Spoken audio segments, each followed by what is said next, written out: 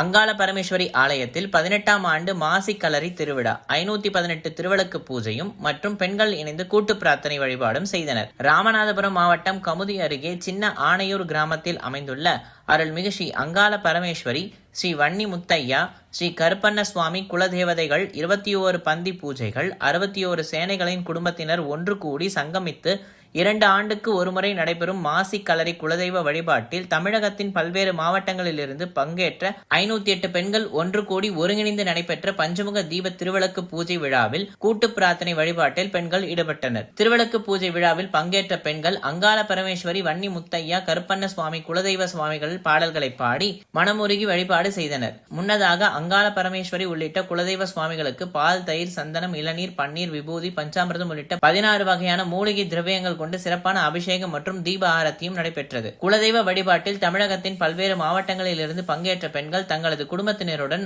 ஆலயத்தில் தங்கி வழிபாடு செய்தனர். வந்திருந்த பக்தர்கள் அனைவருக்கும் சைவம் மற்றும் அசைவ அன்னதானங்கள் வழங்கப்பட்டது.